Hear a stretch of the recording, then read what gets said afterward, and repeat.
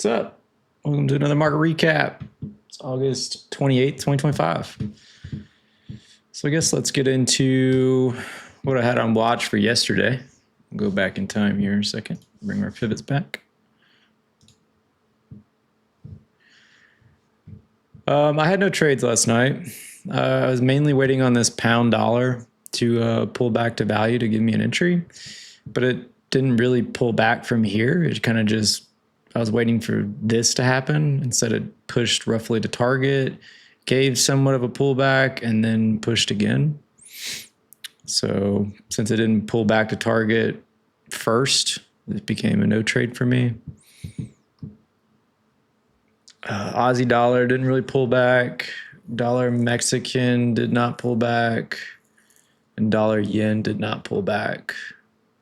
And then the only other thing I had on watch was this dollar CAD. And I position size it for possibly a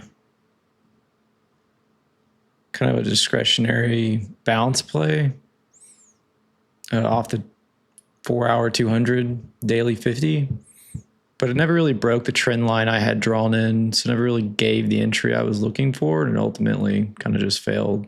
I didn't give the entry until essentially it had broken the level I was wanting it to hold.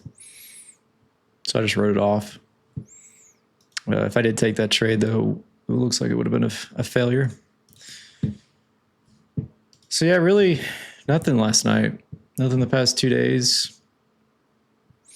I think this is a nice trade. I just wish it would have pulled back to value. Our bias on all four of these pairs really played out, but they just didn't give us any entries.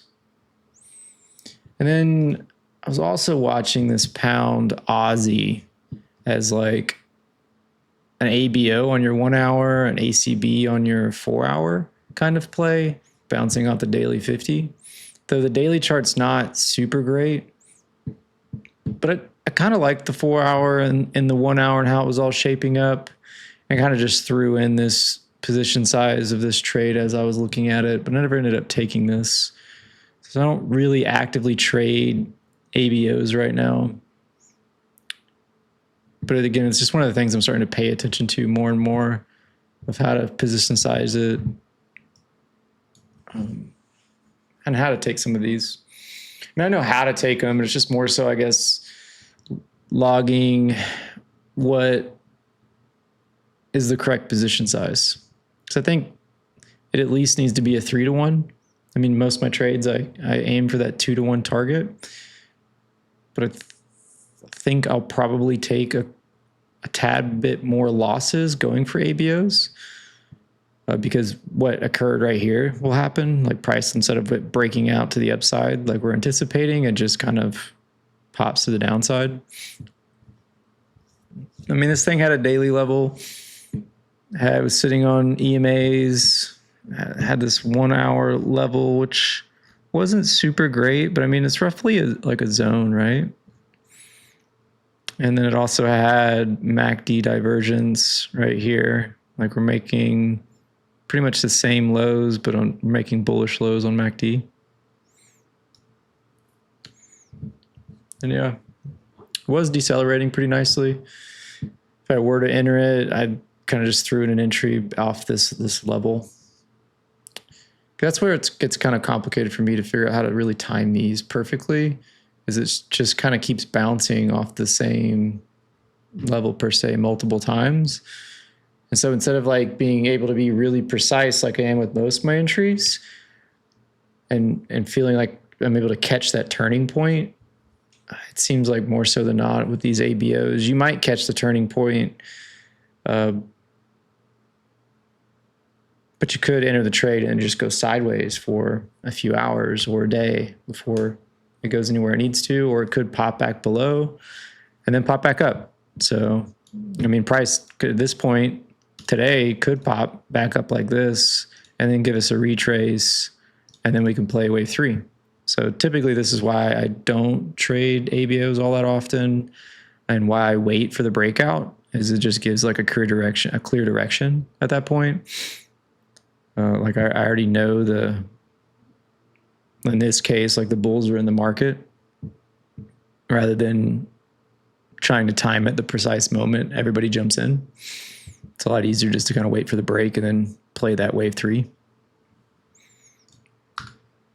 But it's interesting. I've also seen these trades in it not break down. You take an entry right here and it goes to the recent highs. In this case, it would have been like a 10R trade. So, and that kind of thought process, you could take 5 losses on these and then 1 win. So you could have a 20% strike rate on this strategy.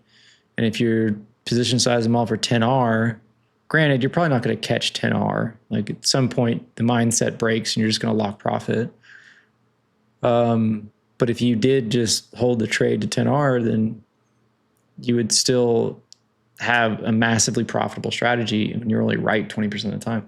So it's interesting. Something to keep watching. But as far as today goes, I have 3 different groups. I have this Euro group, a Kiwi group, and a CAD group. The primary trade I'm looking for, let's fix this real quick. Primary trade I'm looking at today is this Euro Swiss.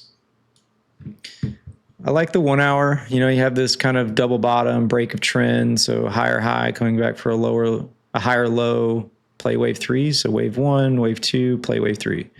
Wave 3 IBO is what I'm after right here. The negatives is the 4-hour chart could be somewhat trappy. Wave 1, wave 2, wave 3. This could be a wave 4. And this could be now a wave 5 on the 4-hour time frame. So not the best. And then as far as your daily chart goes, we're smacking right into the daily 50. Candlestick wise, it looks okay. I mean, if you threw a level here at the very bottom, I mean, we've respected this general area in the past pretty well, right? Bouncing off of it. So I think it's good enough to play just a quick kind of movement, a little bit more than 1, at least to the 4-hour 50, and then pushing a little bit past it to get to that 2R mark. Really going into Friday's session, I'm really just trying to capture 1R. So likely if this trade plays out, I'll probably shut it down pretty early just to lock my weekly profit in or hit my weekly target. Euro pound is another option.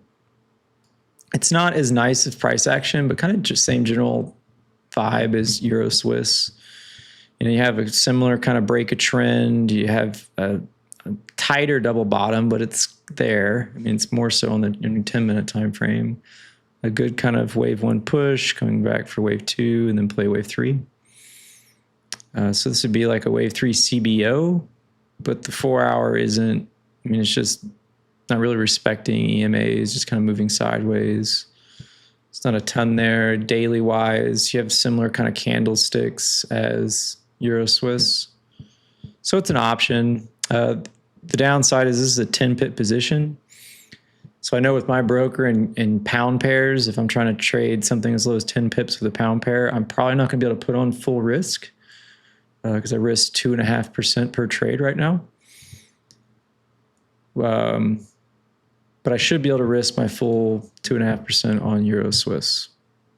So, plus I like the price action Euro Swiss just a little bit better. But I think they're both viable. And then in the Kiwi group, I have this Kiwi dollar as primary. You have this kind of trend line. You do have a higher high here on both your 1 hour and your 4 hour time frames. It's a CBO on your 1 hour. It's an IBO on your 4 hour. You have room to move on the daily to the daily EMAs. So that's really not a problem. 10-minute wise, we get a pullback. It's essentially going to be an ACB. So ACB, CBO, IBO.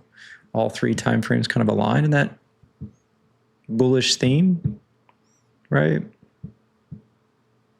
So yeah, I think it's good enough to take a trade, take a shot. The only thing I kind of don't like is that we're 1, 2, 3, 4, 5, kind of 6 days going into the 6th day of this daily run and this daily kind of pullback. Typically, I like to trade the first day to 3 of a run. So this would be a little later than I prefer. But it's taken a little while for it to break fully out on the 1 hour time frame as well as the 4 hour. But yeah, I think it has potential. See how it develops. It needs a little bit more of a pullback than just to the pivot. It needs to go a little bit past the pivot, I think, and test these previous highs and get some deceleration there and treat it as support, and then entertain taking this long. Kiwi CAD, similar kind of concept, but I just think the price action on Kiwi dollar is nicer. And then Kiwi Swiss, again, similar concept, but it's already hitting your 1 hour 200 and 4 hour 50. So it's a little less attractive because it's already bouncing off of an EMA, but I still think this has potential to play out. But again, it's a really tight position at 10 pips. So, I mean, Kiwi dollars, only 15 pips.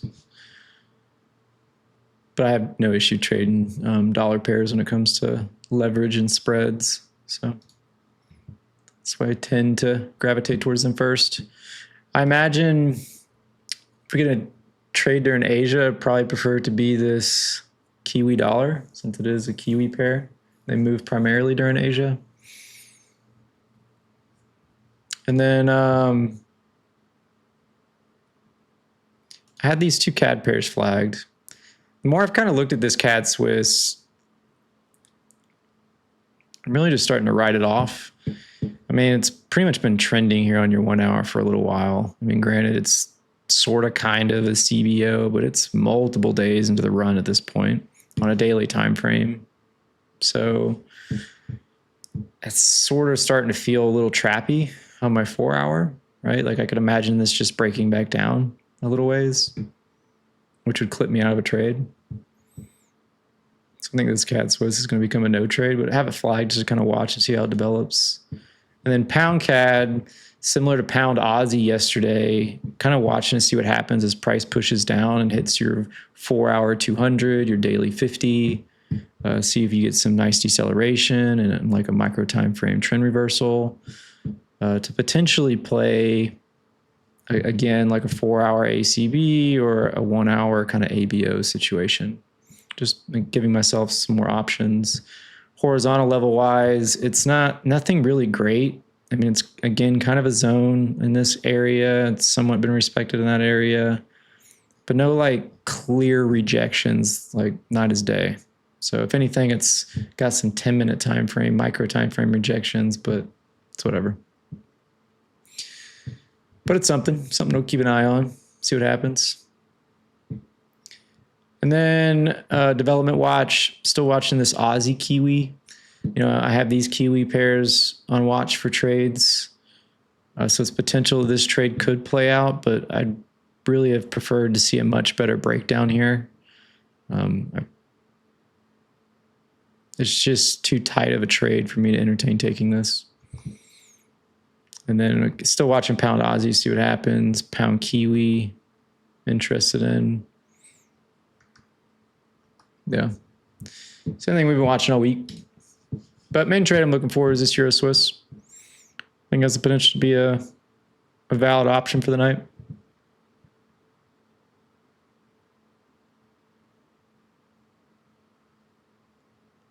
Yeah. Either way, that's all I got. And I will catch you guys next week. See you.